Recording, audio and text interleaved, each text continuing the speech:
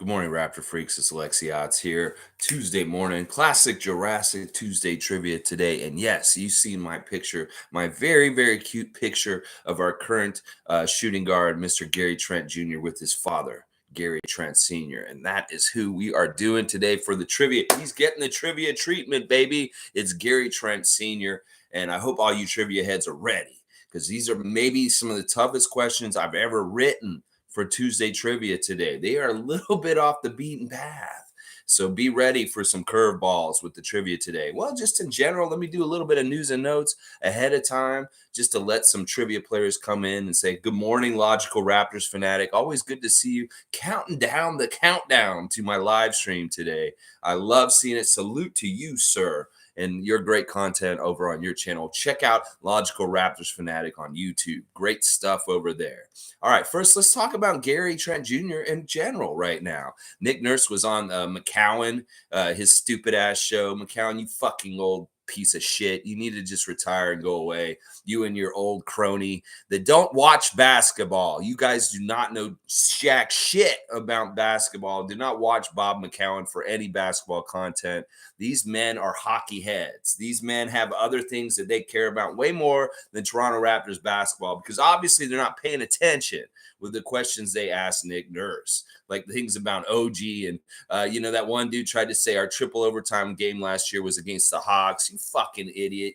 If you can't remember that was the Miami Heat, then you aren't not paying attention at all. You do not give a shit about the Raptors. Obviously, you two guys. So you are outed as being media members that do not give the Raptors their due. Bob McCowan and your little partner. I saw your dumb little interview with Nick Nurse this morning, and it made me mad to see how misinformed, how unprepared, how you don't do your research, how you guys just are like, oh, I'm going to go into the station in the morning and I'm going to just wing it and just talk to Nick. Like, I know what I'm talking about. Well, y'all don't know jack shit about the Raptors. And I want y'all to stop covering them if you're not going to do it properly, is what I'm going to say, Bob McCowan. So you go ahead and ignore the Raptors. I'd rather you do that than spread misinformation. Now, they got this out of Nick. Nick was talking. They tried to diss Gary Trent Jr. and OG Anunoby in the interview, trying to say, oh, you guys are kind of wishy-washy about them. The fans are wishy-washy about them. You're wishy-washy about them on the team. And Nick's like, no, we're not. We're actually very happy with both of them. Oh, isn't OG inconsistent? No, OG's been hurt. Listen to Nick Nurse. He said he's had trouble with injuries, and that's been what's messing him up. It has nothing to do with any of that. So these guys ain't paying attention. And then as far as with Gary Trent Jr., he said, look, listen, Gary is earned his starting spot. He should be a starter. And this is what I want y'all to listen to, Toronto Raptor fans. Nick Nurse has said Gary Trent Jr.'s earned his starting spot. He's in the starting lineup. He deserves it. I'm going to tell you some reasons why today in this trivia. You guys do not understand totally what the path Gary Trent Jr. did to get to the league. You might find some things that I tell you today shocking. Things that you had no idea about the Trent family. You're going to find out some stuff today because I dug deep.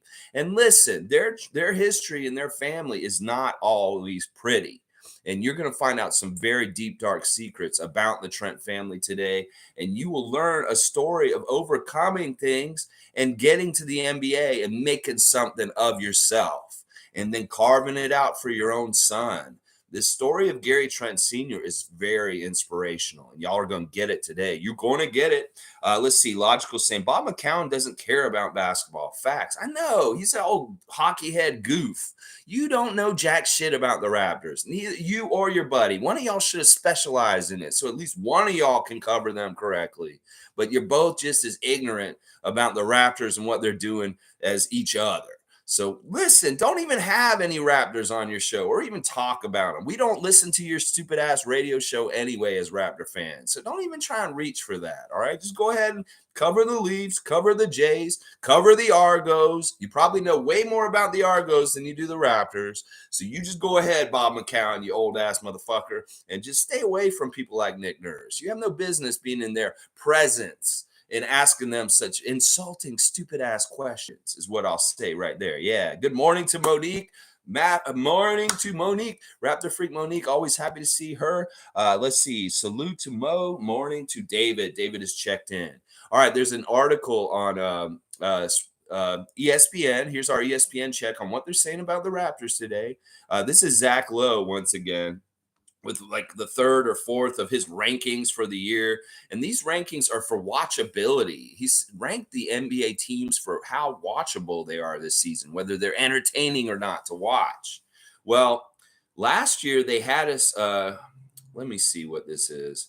All right, they got us they have us this year as 17th. So they say that we're in the least the half of the least like fun to watch team in the league. I disagree with this. This is messed up. They're saying, all right, this is what he wrote. Some fans are concerned about strategic homogeneity. Every team playing spread, pick and roll, chasing the same shots. That concern is overblown, but there is an easy antidote. Watch the positionless avant-garde basketball experiment unfolding in Toronto. If you don't like the pick and rolls and stuff like that, well, maybe we will run some pick and rolls just to make it more interesting up here.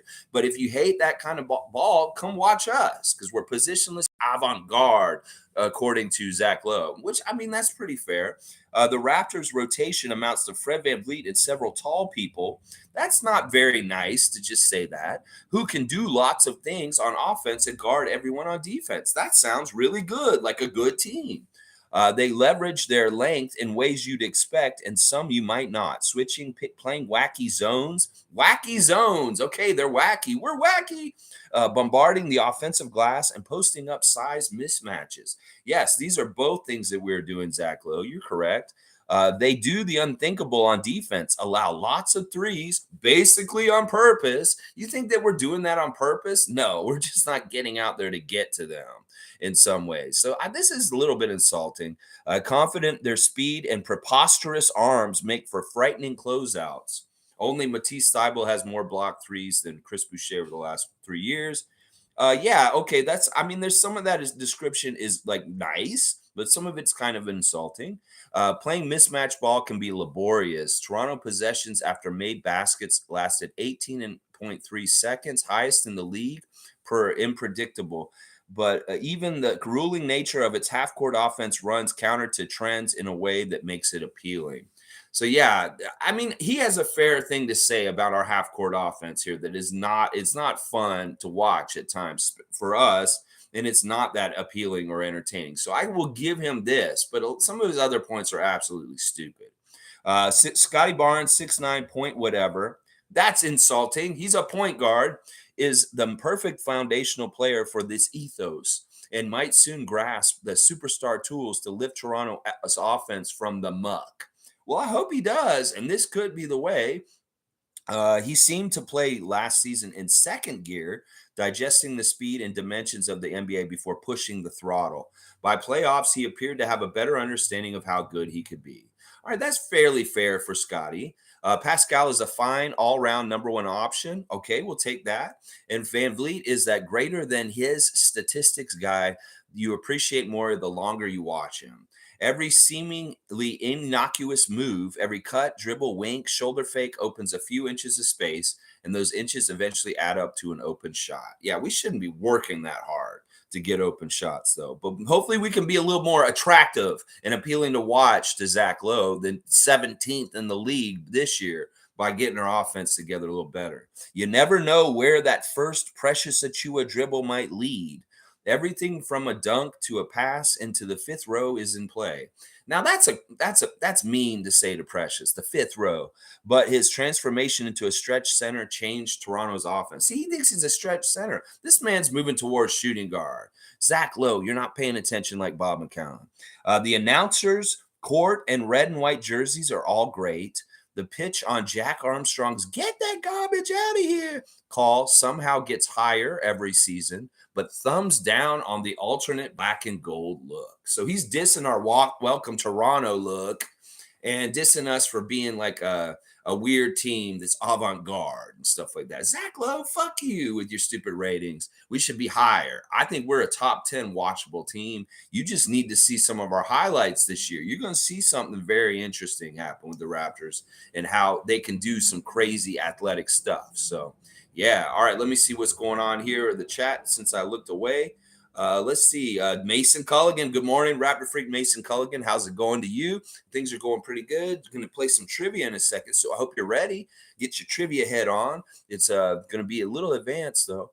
Salute to Tom Duke bringing in the Raptors emoticons. I appreciate my good friend Tom Duke.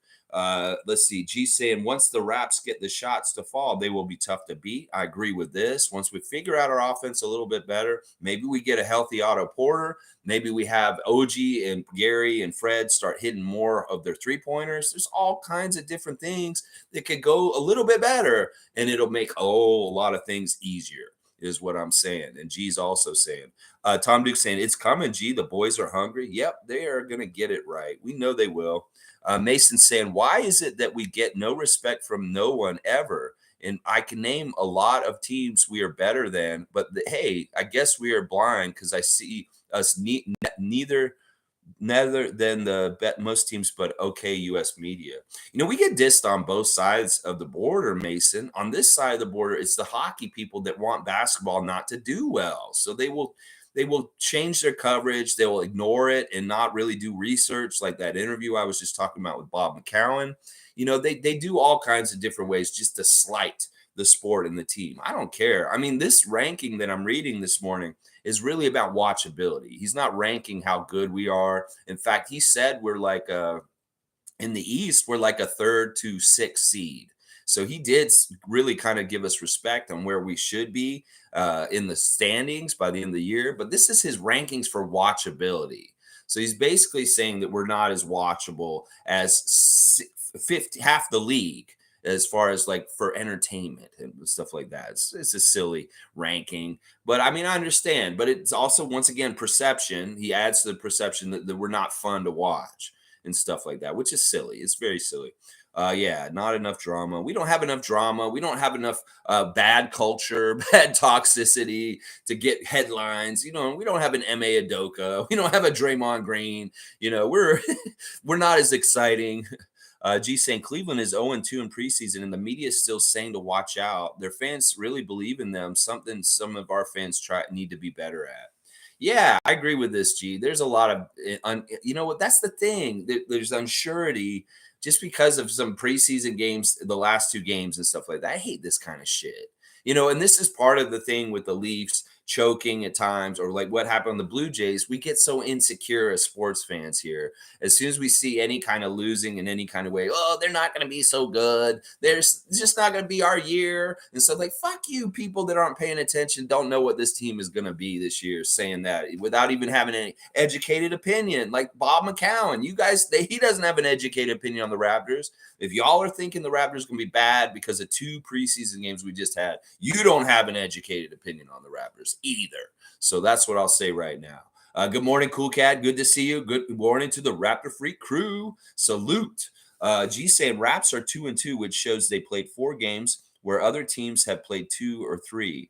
Cram schedule too. Yeah, and like you said last week, we went so many travel miles, going all the way across Canada, coming back, going to Houston, coming back.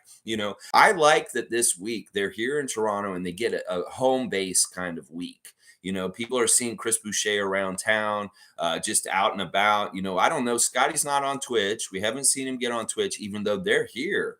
They get to be here all week until they go to Montreal. So this is a good setup for the season here at home base in Toronto. Get your condos, your apartments, everything all set up, whatever you guys are doing, and also have good rest. Maybe they're having some crazy practices this week at OVO. I've seen footage of Thad Young and his kids at the OVO Center taking shots in the new room with the big video board and stuff like that. So they're down at OVO this week, putting in work and doing stuff and tinkering with things and probably fixing some things from what they've seen in the first 4 preseason games. So this is the thing. We can lose the 2 games we just lost, but we beat Boston both games in the preseason. I will take it. So Friday's a big day. and we will be hopefully prepared and ready and coming out sharp and kicking their ass. Yeah, that's what I'm all about. All right, let's see what else you guys are saying before we start. Cool Cat saying, I'm not worried. We know our guys. The defense is on a string is a thing of a beauty. Yeah, we have a wall we can put up all of a sudden. Nobody can score. We saw this at times last year, and I think it's going to be even more impressive that like we can get like 8 to 6 minutes of a quarter where they do not score at all because they can't do jack shit against us. And we can really do this late in the game more with people like Coloco around and new additions on our team and stuff like that. More smarts on defensive end like Precious learning another year under the belt. Scotty, same thing. So our defensive like shut it down, cut the water off at the end of the game. You can't score in the fourth quarter is going to very much be in effect. And that is something that I love watching. Watchability 17th in the league. Yes, David, isn't that crazy? Number one by far is what David S is saying. I agree with him. At least I'm very biased, but we should be at least, I would say, top 10. I think that there's a lot of exciting stars on our team. Who wouldn't want to watch Scotty Barnes, Precious Achua, and the things they do? Pascal is so much fun to watch in different ways and stuff like that. So Leslie's saying, is Otto Porter injured or just saving his legs because of his championship run? You know, that's actually a really good point. He played late because he was on the championship team and he did play. He was a rotation player. So, yeah, maybe that is part of it. I really think that the preseason, people really misunderstand what it's used for. And it's not necessarily something that a vet like Otto needs. He's been in the league for a while and he understands what to do. Now, Thad, he's kind of out there doing his thing just to get a little warm up and stuff like that. But you see, he only plays like 5 minutes. And Nick said that these guys aren't playing anywhere near their normal minutes. In fact, he thinks he said this in an interview recently that he could be playing Banton way more, but he's got him on a little bit of a minutes restriction just because of how much he's been playing all summer. Like he wants to play Banton even more than he's played him, like the 10 to 15 minutes in these preseason games. Same thing with other players on there. He is capping their minutes in different ways and stuff like that. So I think that they are saving Otto and that he is not that hurt. I think that he may have a little tweak in his hamstring and it's just the label on the injury report to make it official. But I'll bet you he'll play next Wednesday against Cleveland in the first game. I'll bet you he'll be ready for the first game. Mason's saying, but we have the best fans. That's crazy. Who else would stand in the cold to watch the team in Jurassic Park in the middle of the winter and stuff like that? Yeah, I mean, that's not what he's really ranking. And I don't like the diss on the Welcome Toronto Black and Gold. I know a lot of people don't like it necessarily, but I do. I think it is a very classy, high quality Raptors jersey. That those are special games, and their attachment to Drake and OVO and that brand elevates it up. And I think that's just Zach Lowe hating because he doesn't have somebody on his favorite team like Drake pushing them with the style and putting that out there. So those black and gold Raptors City Edition jerseys, I like them. I don't think it's so ugly like Zach Lowe thinks it is and stuff like that. Nameless is saying, bro, I am not worried about the Raptors at all. 0%. Me either, man. We got all kinds of answers for problems. That's what Fred says. We got problems. We go into the lab, we work them out, and we fix them for the next game, stuff like that. I've seen this team 500 until Christmas. Before then, run the table. So what's that tell you? Last year, 500 till Christmas last year. And then boom, all of a sudden, we're all the way up to 5th in the Eastern Conference. We could have maybe possibly gotten to the top 4 with a couple of lucky breaks in some of the games last year. We very are much a very passionate fan base, and this channel is an evidence of it. That video board was crazy interesting, Leslie's saying. Yeah, I think it is. It's very interesting. I think they even had it turned on for Thad's kids when they were in there. They were tracking their shots and stuff. Ahmet Gaming, ready to play some more trivia this week. Ahmet came in as a rookie last week and got some points. You ready to get some more? We're about to start. Duke saying, I watched Samson Folk cast with the guys that cover all 30 teams, and each team's guys said the Raps are a fun team to watch. See, there you go. Like, it's just Zach Lowe's own opinion. It's not like he polled anybody else or talked to anybody else. It's just his own inside his head opinion of what he sees as far as what's watchable. How are you even watching us, Zach? I hope you are, because you are actually somebody who's really covering the NBA and looking at everybody. So you better watch us and make sure you need to recheck your watchability rankings after you play us and stuff like that. I like what you're saying, dude. And this is true. Samson's gone around and talked to fan nations and experts, locked on guys for each team, and they all like us and they like watching us. That's the thing. We're a dirty little secret. It's almost like we're a banned book. We're like a banned book in Florida. You can't read that Raptors book. You'll find out about how cool they are. No, you can't, Americans. Don't watch that read that Raptor book. We're burning it in the front yard. Oh, it's got inclusivity and Black Lives Matter. And we better got to burn that book for the Raptors. It's crazy. Mason saying, I love those jerseys. Are you crazy? I wish they wear them more. I know. That's why they're special, because they're welcome Toronto games. There's only like 5 of them a year or something like that. And they're special games. Zach Lowe, you're just dissing our excellence. Come on now. Logical saying, not gonna lie, on his podcast, he goes hard for us, but ESPN stuff, he's kind of different. You know, he has been a stand and stood up for us at times when other people have not, and has said good things about us. So I will give him that. I'm just being a little nitpicky because it seems kind of like silly to put us so low on this ranking. Cool Cat saying, despite the U.S. media TV schedule, they always end up making changes and put our games on live. It even put on a preseason. I know we were on with the game in Edmonton. That was on down south.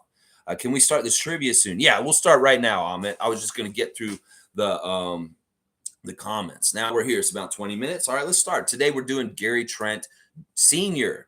because I don't know. I just felt like doing him because of the stuff we've been talking about Gary Trent and stuff like that. And I wanted to teach you guys a little bit more about him, stuff like, Amit is ready, yo. All right, here's the first question, y'all. You know what it is. What is Gary Trent Sr.'s middle name?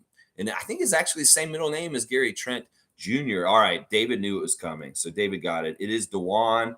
I think that is Gary Jr.'s middle name also. So it makes sense. Dewan. Yeah, Monique's right there too. You know what, Mo? I'm going to give you a point for that too. You're right behind. All right, let's see. Well, Raymond Jacob, good morning to you. Good to see your name in here. All right, next question. What is Gary Trent Sr.'s nickname that he was given as a basketball player? Good morning, Evelyn. Good to see you.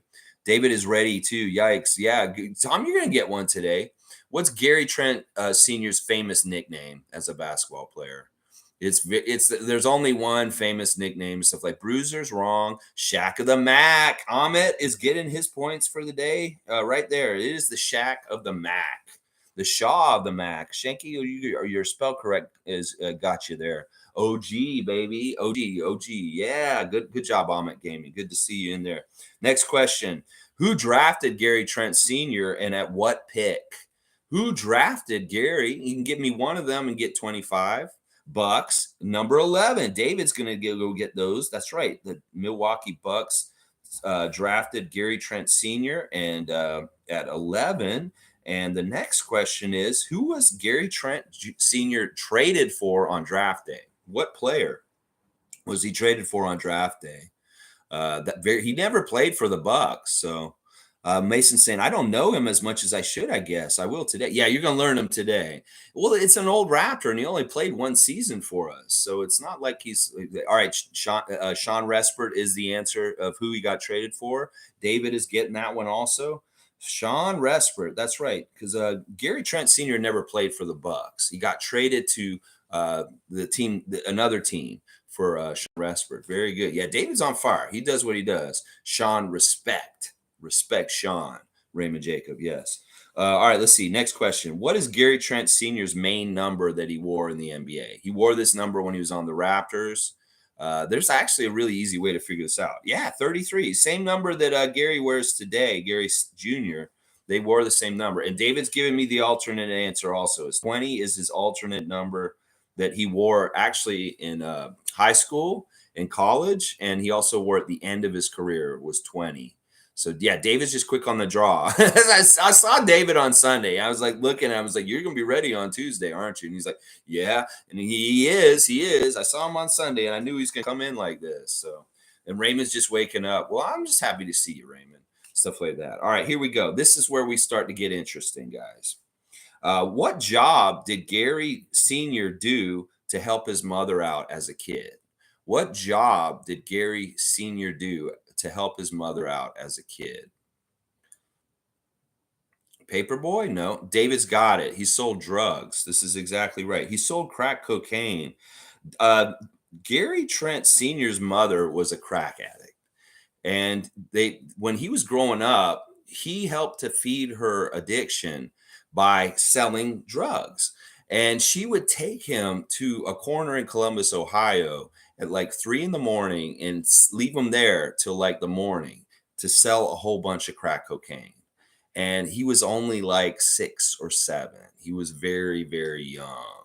So this is what Gary Trent Sr. grew up in the like, and his mother would take all the money he made and use it herself. So there you go. Yeah, he was a crack cocaine dealer at 6 years old. Yeah, that's right. There you go, guys. You're learning something already. Yeah, Ahmed Game, a 6-year-old crack dealer is crazy, very crazy and interesting. Yeah, yeah, he's from yeah, very lame ass. But you've got to understand, this is indicative of some of the social problems in society that, addiction has these kind of situations with parents and their kids, and they put them in weird situations like this. Now, when I tell you more about what happened and how he changed the course of his life, you guys are going to be amazed. And you're going to have so much respect for Gary Trent Sr. And you're also going to understand why Trent Jr. is the way he is. Really will. He grew up in Columbus, Ohio. That is the city that Gary Trent Sr. is from. And that is where the Trent family is home base. Yeah. He was never a user, thank God. That is a very big part of it. Yeah. All right. Next question, guys. After his NBA career, what basketball leagues did Gary Trent Sr. play in? After he didn't play in the NBA anymore, he went and played in a couple more leagues in his professional basketball career. What leagues was he in later on after the NBA? Do you guys know what leagues? Okay, you're giving me the teams. I just want the leagues. That's too hard. Okay, yeah, I'm going to take Shanky. David, you're way too specific. I didn't want that. I wanted just like the countries and the leagues. So I'm going to give Shanky one of them. It is Greek. There was the Greek league. And what is the other league? Even though you're in there, I know you did, David. I'm just giving. It's not exactly what I'm asking. China is not right. Italian. David, I'll give you the other one for Italian. So it was the Greek and the Italian leagues he played in after his NBA career. And I wasn't expecting anybody to get those names. Like that's too crazy, Dave. That's really advanced. In fact, maybe I should give you extra points for that. I don't know. Italy. Yeah, I'll speak some more Italian. What's the matter, you? All right. Here's the next question. This is a really deep one. And once again, you guys may not get this right away. What was Trent Sr.'s nickname from his mother? What did his mom call him? This is crazy. This is so crazy. His nickname was the Shack of the Mac in basketball. But what was his nickname that his mother called him when he was little? It's really sad, actually. Boo Boo? No, it's not right. Prego. Prego. No, it's not Boo Boo. Bump. Tom Duke got it. It is Bump. That's right, Tom Duke. She called him Bump, like a cocaine bump, off the counter and stuff like that. And like he would get the drugs ready for before he'd go out, and she'd scrape up the table after he did it, and then say, "Bump, you got my bump?" And then that's what she was calling him, Bump, as a little kid. Isn't that crazy?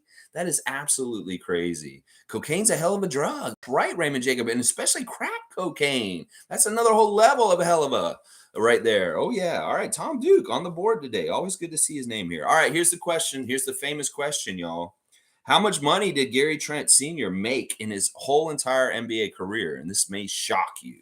How much money did Gary Trent Jr. make in his I guess it was only like a 9-year career or something like that. 100 million. That is wrong, Raymond. That's too high. 90 million. That's too high. 11. Yeah. Tom wrote it in exactly. He actually wrote the whole exact quote. So Tom's getting it. It is $11 million, y'all. That is how much Gary Trent Sr. made as a role player, middle of the bench player in the NBA over 9 years or something like that. He played in the NBA. He only made $11 million the whole time he was in the league. Only 11. Yeah, Ahmet has it. They have the exact figure right there. Obviously, they know where I'm getting it from now. If they're writing the exact figure in. Yeah, isn't that crazy? He's only made 11 million. So you got to think about this, guys. There's levels to this. He got himself out of the mud and got an NBA career, and he only made that much money. And then he had a son that's made like way more than that already on top of that. So he did enough to provide a family atmosphere to get his son elevated to do what he's doing with just $11 million from that time. I know it's just $11 million, but in NBA money, what is that compared to today? How many guys in the league this year are going to make over $11 million for the year? I would say like maybe a third of the league, if not almost half of the league, will make over 11 million this year. And this man made only 11 million from like 1995 to like 2004. That is crazy. That is absolutely crazy to me.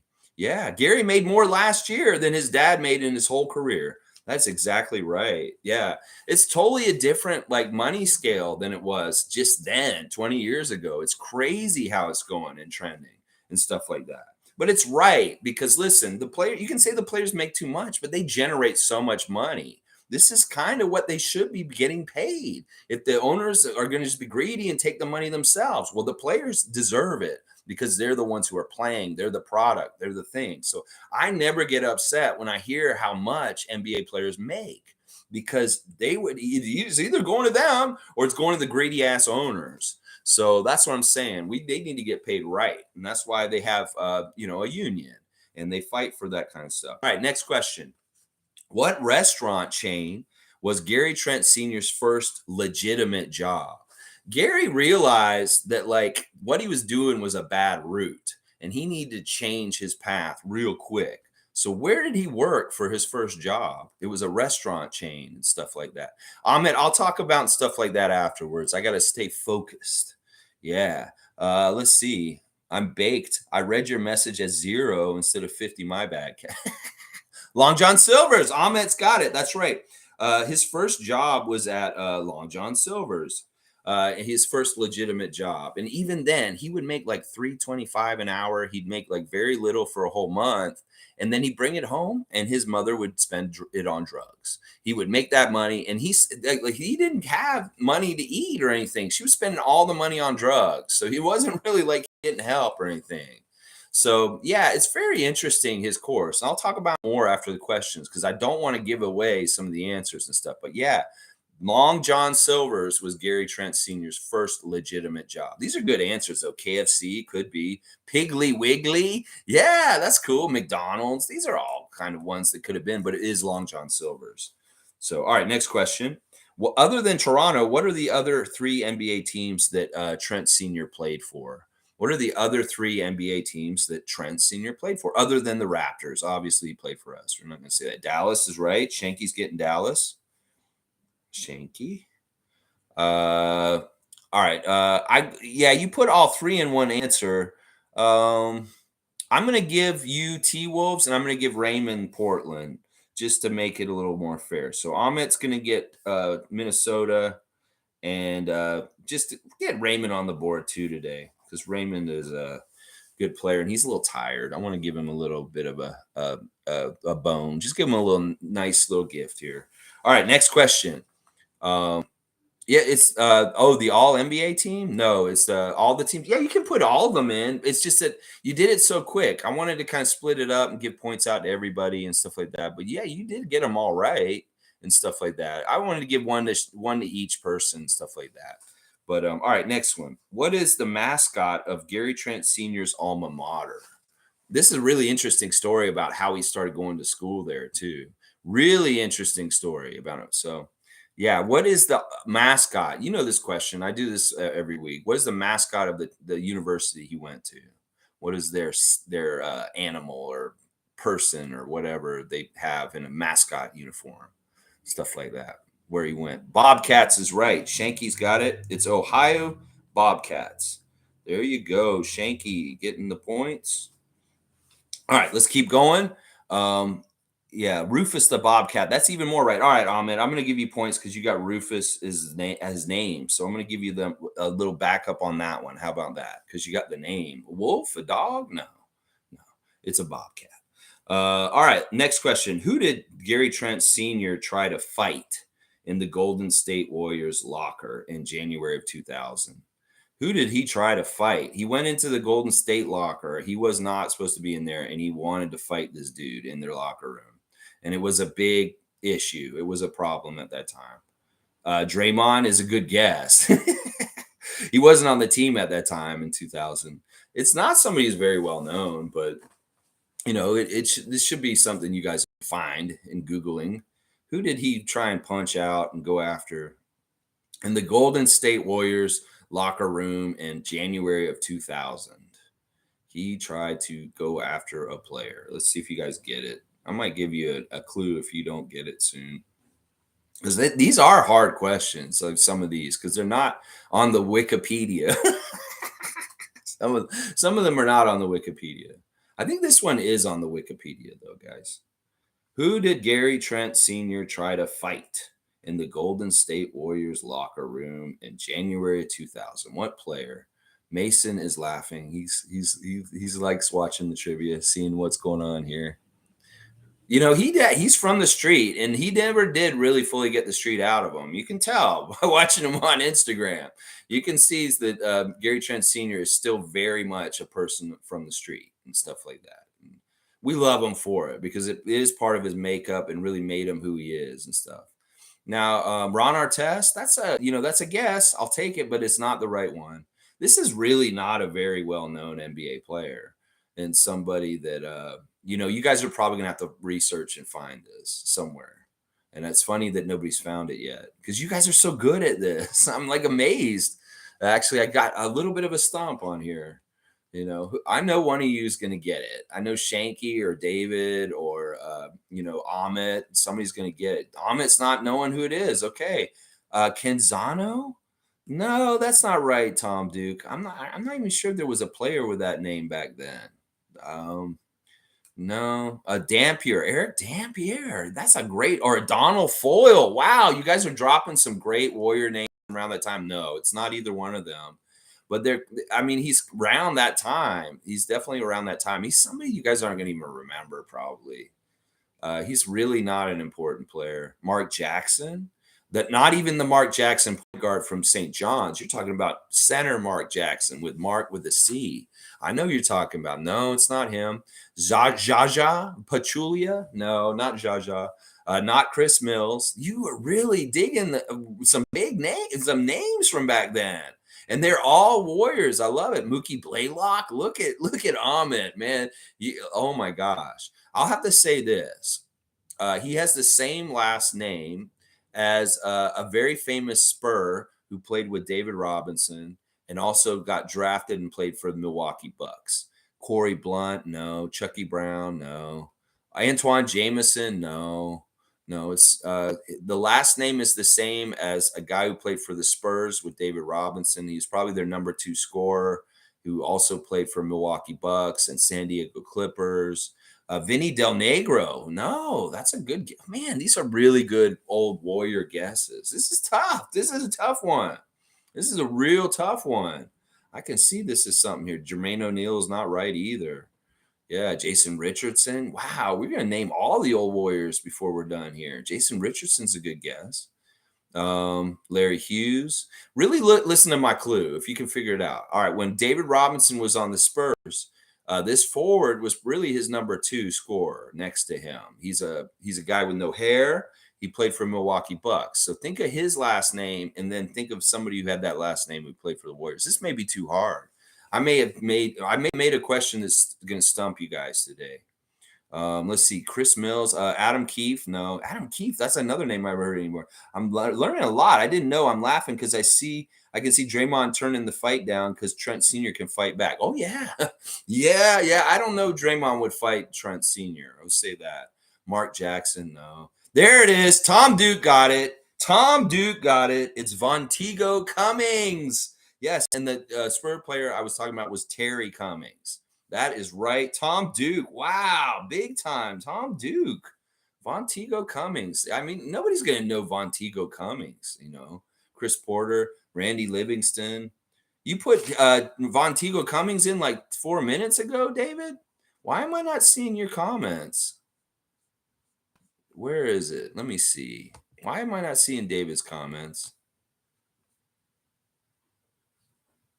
No, you didn't. He did not.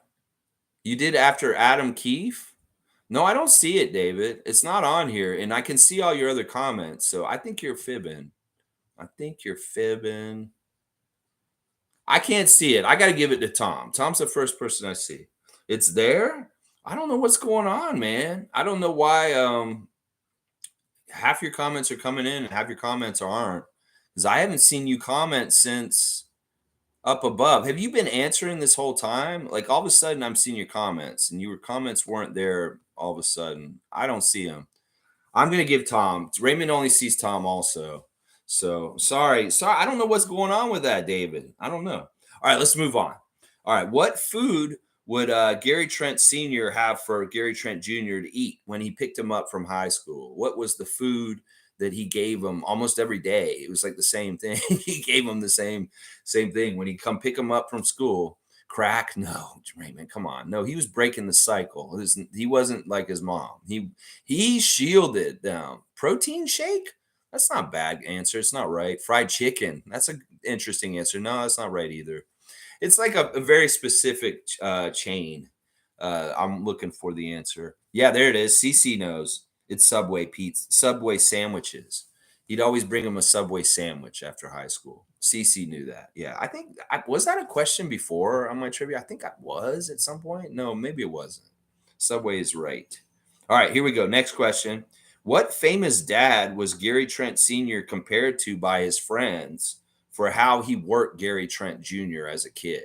What famous dad of famous people did his friends call him like basketball? They said that this dude was the equivalent of this dude in basketball for what that dad did to his kids and stuff like that. I found out some crazy things about Gary Trent Sr. and what he did to Gary Trent Jr. And when you find out why Gary Trent Jr. is the way he is, you're going to understand why he needs to start for us. The Williams sisters' dad is kind of like that. No, it's not the Williams sisters' dad. It's another very famous father who was very tough on his kids and pushing them to be the best they can be. Let's see. Mason saying, I'm proud to know he made it out of that and turned out to be a good basketball player and a great dad. So you're going to find out more in a second, Mason. I'm going to tell the story after I'm done with the trivia. The Ball's father? You mean LeVar? No, not. Oh, there we go. Shanky's got it right. Do you know his name, though, Shanky? Write his first name. Do you know what his name is? But that is the right person I'm talking about. I just want you to give me his first name. Shanky, you got it. Greetings to Randolph Phillips. Blessings to all Raptorfreak family and stuff like that. And Glamady, no, it's not LeVar Ball. It's not Tiger Woods' dad. It's Joe Jackson. That's right. I'm going to give the points to Shanky and to Ahmet because you guys both got in there and gave me pieces of it. So Ahmet, you're going to get 25 for that. Shanky's getting 25 for that also.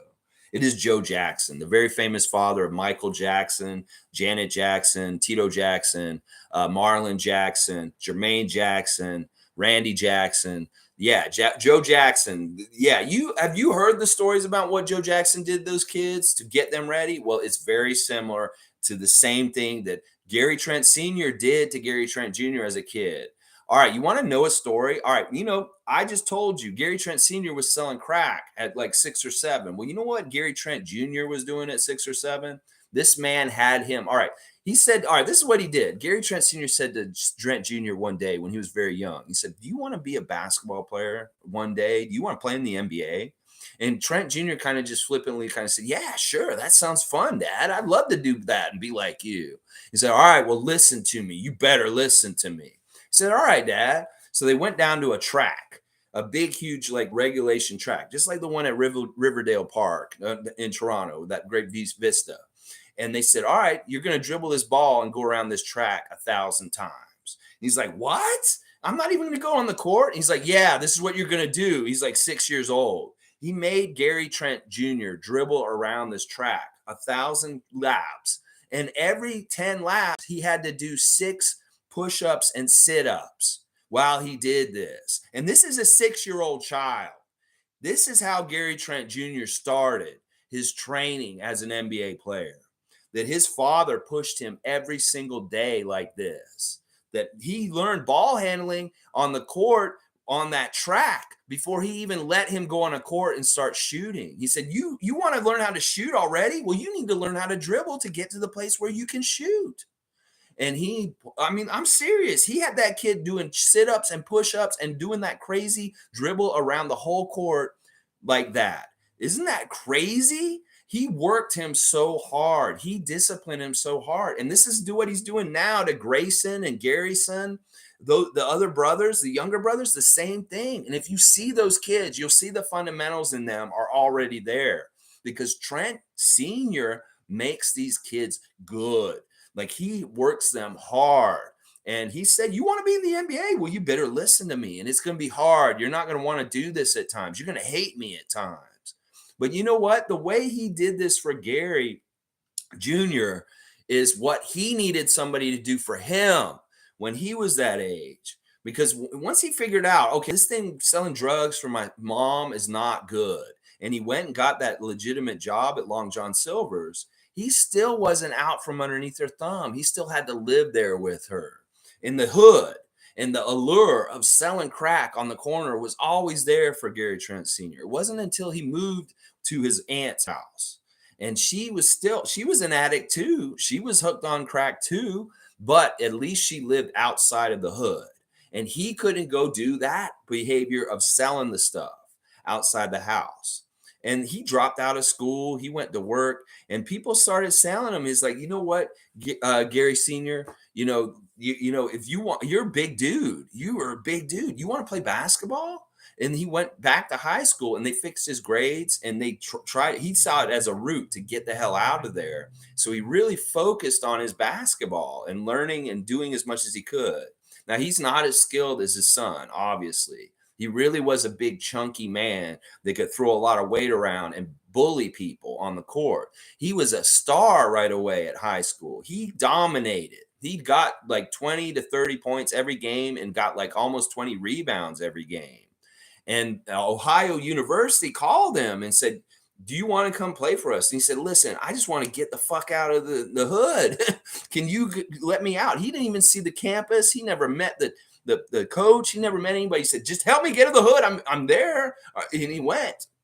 And it's all history after that. He went to Ohio and he dominated in a small school and he got some national spotlight and he got to the NBA and he pulled himself out of the mud despite the fact that he had no father figure and his mother was a crack addict that had him selling crack on the corner in Columbus at that time. It's crazy. It is so crazy the fact that Gary Trent Sr. overcame all this. And then when he got in the NBA and he had Gary Jr., he's like, I want to help my son get around all this without going through all the things I had to. So he really helped him, gave him that platform. And it was really important to him to be the dad that his dad wasn't for him. And he has done that. You can talk to Gary Trent Jr. and he would tell you the most important person in his life and his best friend is his father. That everything he's done, he owes it to him. And that he wouldn't be the person he is in the NBA right now if it wasn't for his dad pushing him and protecting him from that other life and stuff like that. Now, Gary Jr. had a little bit of both tastes of the world. His father was in the NBA and he had a nice house and he could live in the suburbs and be away from all that and have that training. But all of his relatives were still in the inner city in downtown Columbus. So he had to go back there and visit all of his cousins, his aunts, his uncles, his grandma and stuff like that. And he did get that hood kind of feeling from the people he knew there. He was very down to earth and knows those people that are still on the street and stuff like that. Gary Trent Jr., even though his father sheltered him and protected him from having to live that life and keep him on the right way to go to where he is with us on the Raptors now. His father was so proud when he went to Duke. When he got to Duke University, that was a symbol of him being so excellent that he's at one of the best college basketball programs in the country. That everything that Gary Trent Jr.'s done in his NBA career and to this point and being on the Raptors now is very, very much by design and hard work under the guidance of his father and protecting him and pushing him. Just like Joe Jackson pushed the Jacksons. This is very true. Like his friends would joke with Gary Sr. He'd say, okay, Joe Jackson over here pushing that poor boy over there because they'd see Gary Trent Jr. and how hard he had him working and pushing him every single day, no days off. You want to be great? You want to make the NBA? You want to be good in the NBA? You better listen to Senior and listen to what he's telling you do. And you better not complain. You better just do it. Well, Gary Trent Jr. ate it up. And he appreciates his father for pushing him so hard and making him into the player and the man he is today. I tell you right now, that's the kind of guy you want. He is a prodigy. He's a kid who was pushed and like molded into being the basketball player he is. All the side steps, all the footwork, all the shooting, all the things that Gary Trent Jr. does is from the years and years of hard work that he's put in for his basketball career, that he made that decision when his father asked him as a young boy, you want to play in the basketball? You want to do it? He listened to him and he went with it and he got it. So I want y'all to really understand Gary at this point and why he is so special and interesting, who he is and who he is because of his father. So yeah, he gives him all credit. It's amazing. It's absolutely amazing. All right, I'm going to read every comment afterwards, but I want to get through the questions real quick. I just had to tell this story because it was so gripping to me. Normally in the trivia, I don't like airing the dirty laundry. There's a lot of dirty laundry about Marcus Camby I could have talked about last week, but I decided not to because there's no reason to put a shine on it. This stuff is dirty, but it is a story of overcoming, and it's an inspirational story that we can all look at and be like, wow. And Gary Trent Sr. is not ashamed of his story and his past and what he's been through. But when he's, his hood, he is so street and so hood.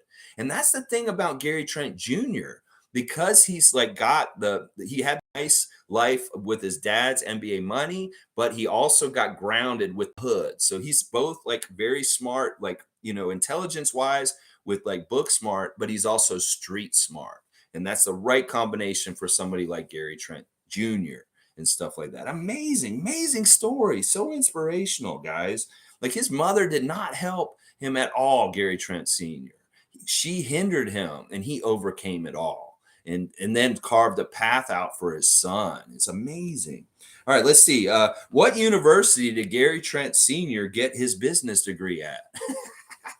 What university did Gary Trent Sr. get his business degree at? This is kind of a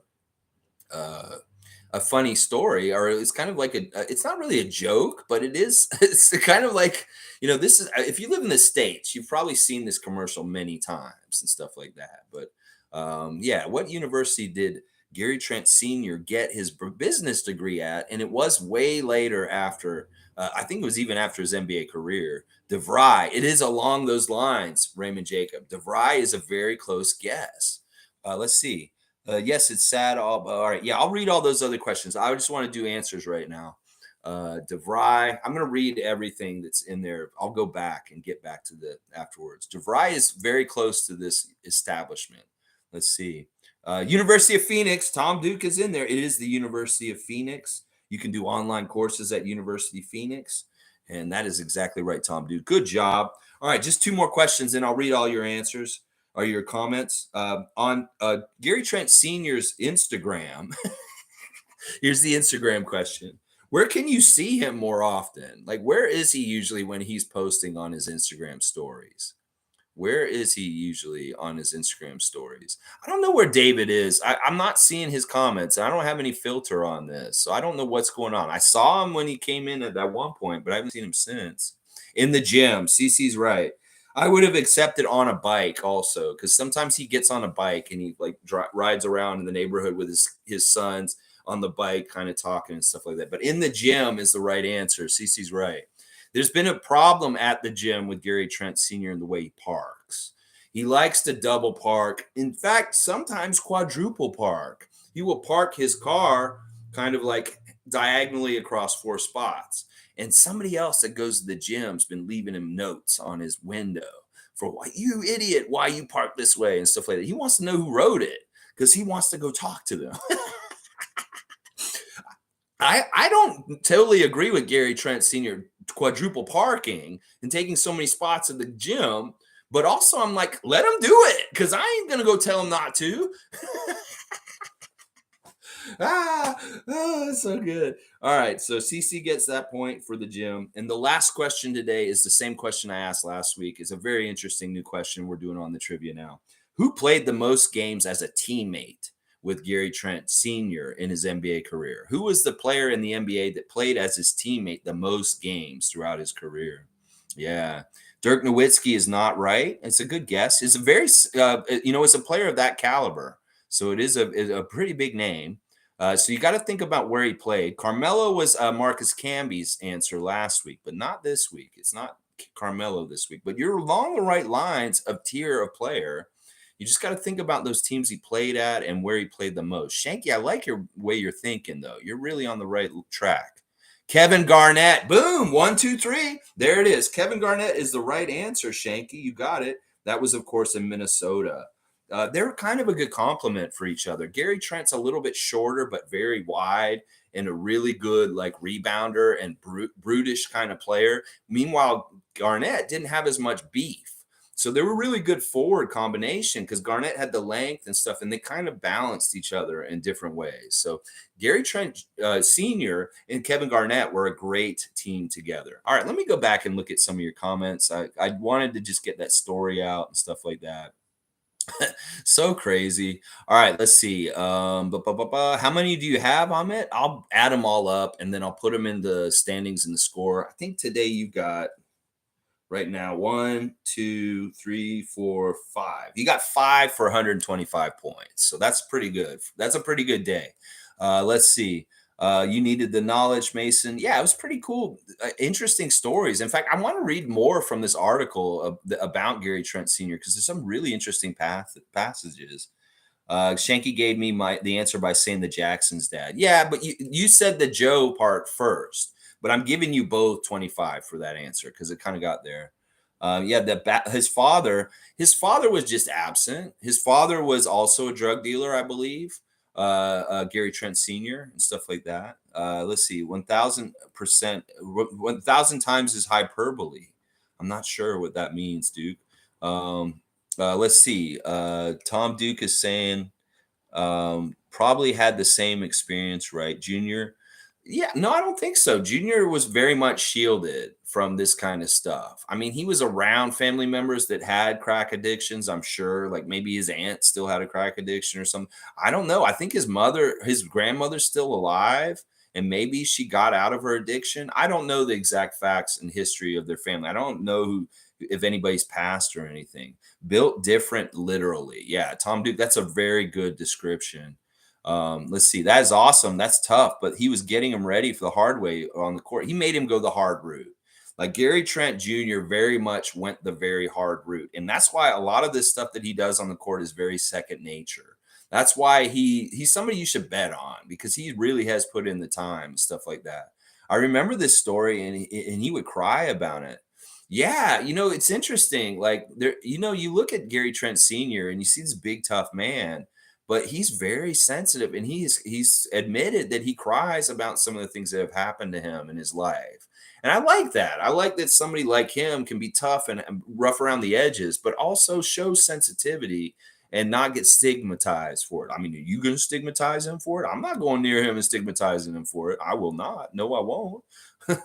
Yeah, I'll definitely post the new point totals in the comments after I log off and stuff like that. I'll add them up and put them in there. So don't you worry, guys.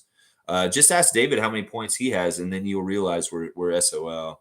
Yeah, David is like really way ahead of everybody and stuff like that. Mason saying Trent Sr. wanted to be strict and teach Trent Jr. the thing his father didn't show him, and to be as far as you can see that training pays off. Trent Jr. has great handles. Oh my gosh. Yeah. That really, really amazing story. Like I can just picture, you see the picture for this stream. You see how cute Gary was as a little kid. And can you just imagine that big hulking man yelling at that little wiry kid and telling him to do all this stuff over the years and like all through right from that very young age. So how old is Gary now? He's been doing this for 20 years.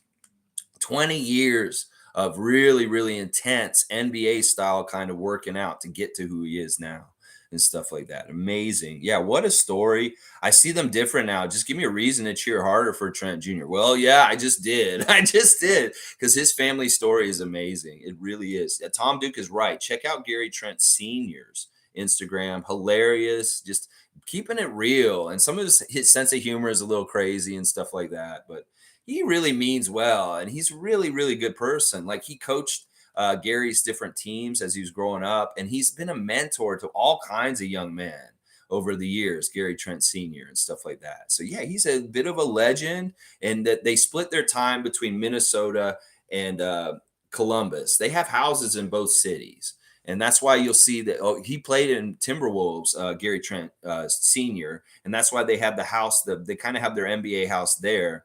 But then they also have a place in Columbus where all the relatives are and stuff like that, things like that. So, yeah. Mason saying, yeah, it's sad, but a story like that can teach people a lot of things that may be going through the same thing in life. Yeah, it's an inspirational story. I mean, what would you do if you were a kid and you were trapped in that situation with Gary Trent Sr.? Like, how would you find your way out? Well, basketball was his path to get out. And it's really lucky that he was a big enough, talented enough dude to get that path. There's so many people that do not get that way to get out, and they don't find a way out. They just get stuck in the same place. Click saying, if you guys want to listen to an amazing pod with Gary Trent Sr., search Voice from the Staircase. They have a podcast episode with Gary Trent Sr. They are a Toronto-based podcast. Okay, good information by Click. Definitely recommend this. I haven't listened to it myself, but that is really interesting. All right, let's see. Mason saying, don't worry.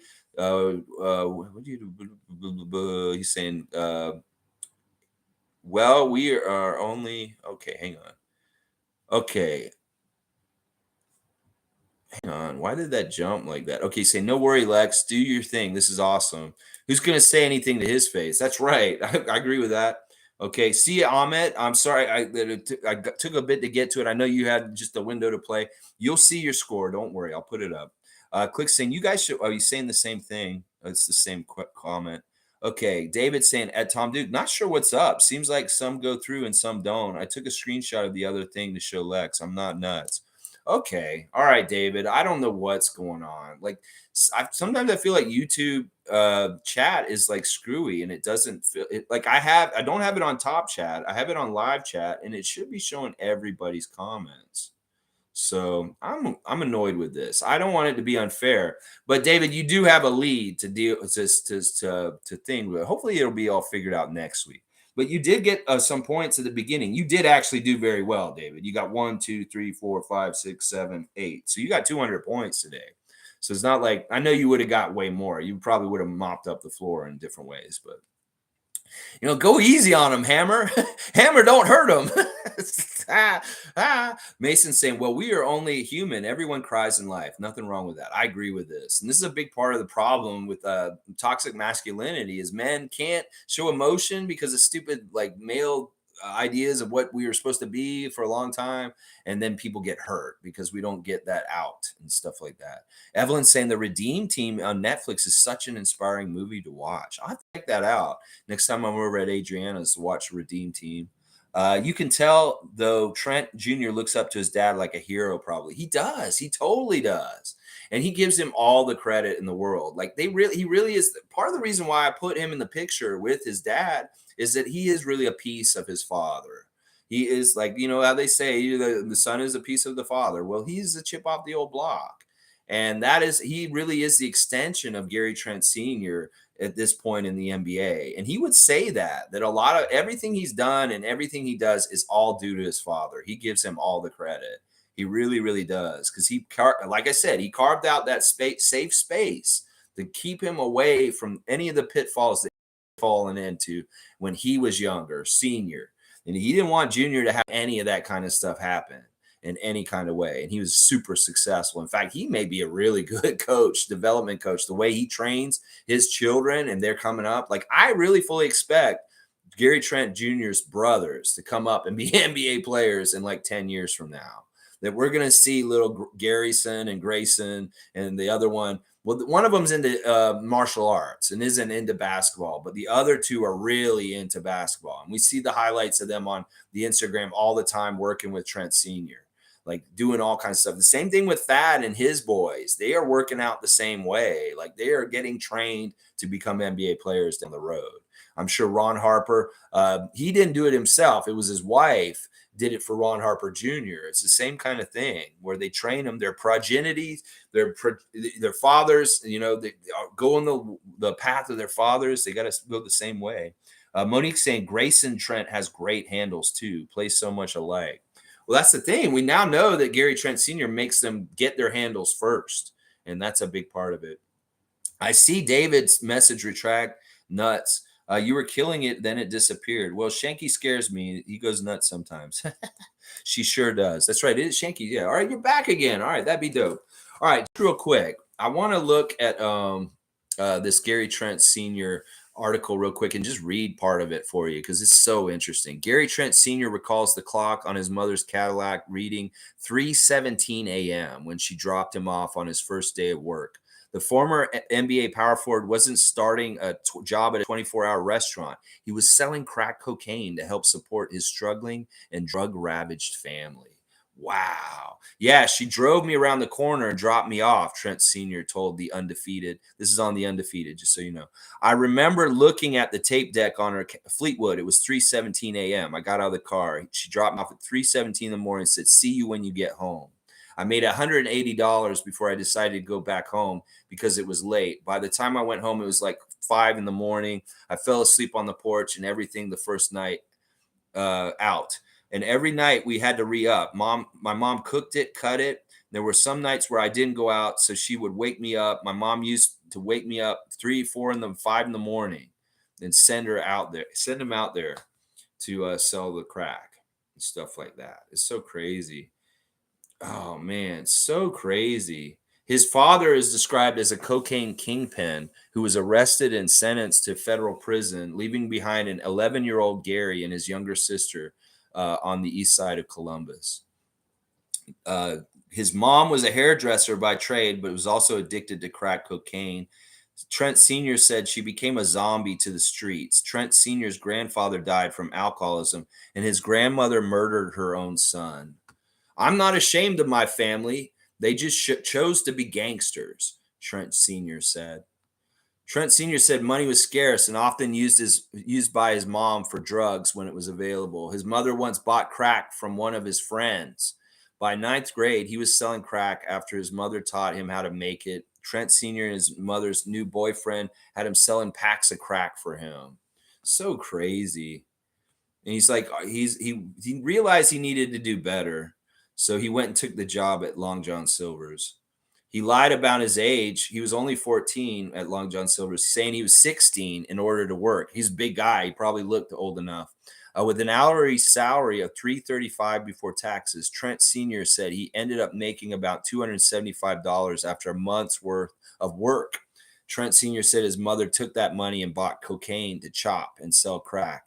Trent Sr. initially would hold the crack in his hand before selling it in the wee hours, but it absorbed into his hand and he started to get high off the cocaine. So he started putting it in pill bottles and bags to sell instead. So crazy. So crazy. He said he grew tired of living in a crack house with no gas, watching his mother do drugs daily in front of his sister. So when he started fighting his mom physically as he got older, he departed and went to the suburbs about 30 minutes away to live with his aunt. She still had a drug problem, but they were not in the hood anymore. When I stepped outside, there was a lot less trouble potential. There, Trent Sr. said there was no 4 or 5 of my homeboys standing on the corner. There was no strip to stand on. There was the drug strip where everybody came and bought dope. There was none of that at the environment where my aunt lived.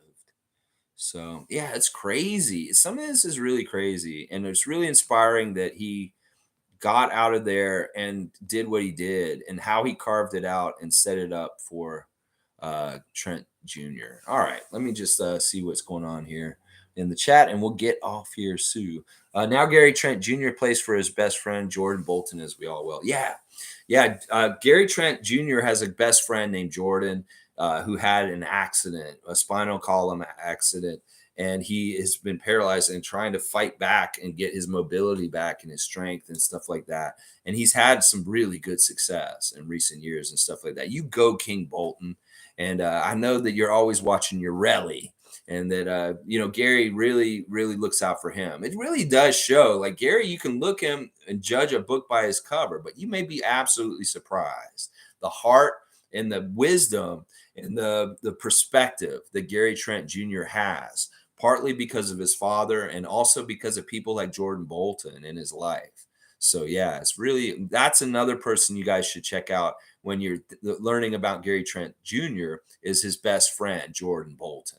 Stuff like that. Yeah. Raymond Jacobs saying, was like harder for kids in the 90s ghetto or today's ghetto? I don't know. Upward mobility at this point is really difficult in society. That costs are so high, and there's really bad stuff going on economically right now. It may be that there was more opportunity back then in some ways, but I don't know. I don't know if it's easier now or what. I can't really tell without going down there and really talking to people that are in the situation or who have that perspective to understand and stuff like that. I don't know. Mason saying, wow, man, he had it so bad. I'm super proud of him to be able to be normal after the trauma he dealt with. It's about the same, really. It probably is. Part of the problem is we have more people from the middle class falling into poverty right now with the rising costs of rents and groceries and different things like that, and not getting more of a higher wage. Like we have gotten an increase in minimum wage here in Ontario recently, but it really doesn't match up with how prices are increasing overall. In fact, I really applaud Jagmeet Singh for going after the grocery stores right now. He is pointing out how much they are marking up prices right now and just being greedy. That these companies had to pay a little extra because of the pandemic and different issues that came from supply and demand and different things like that. Well, they don't want to eat the cost. They're passing it on to us and making us pay through the sticker price of groceries that were a different price just 3 months ago. It is absolutely scary because food is going up in price. And that in itself makes it maybe harder now than it did in the 90s. So I will say that things are getting tighter now because the top is so greedy. So I applaud Jagmeet Singh and what he's trying to do. That's good leadership. We need to go and check and see if the Loblaws, the Westons, and the grocery kingpins of this country are inflating prices to inflate their profits off of our backs. And it's kind of immoral in some ways what they're doing, stuff like that. So let's see. Mason saying that's love. I feel the vibes on that get well soon, Jordan. Yeah, for sure. The relationship between them is so awesome. All right, guys, thanks for playing trivia with me today. As Nick Nurse said, Gary Trent Jr. has earned his starting spot. That everybody who's talking about it in Raptors world, online, social media, you're blowing hot air because Nick Nurse has already said he's got a starting spot. Don't expect him to lose it. He's got it. So we'll see how things all shake out. Like he said, also, he wants to have like 7 or 8 starters, people he can plug in for different looks for the starting lineup each day and stuff like that. All right, guys, thanks for playing trivia. I appreciate y'all. Please like, comment, share, subscribe, and I'll be back tomorrow for whatever Wednesday. We'll see what we're talking about tomorrow. We'll see if there's any news over the day or something like that. Maybe I'll just make something up for getting ready for the season or something like that. I appreciate everybody playing. Have a great day, everybody, and let's go Raptors!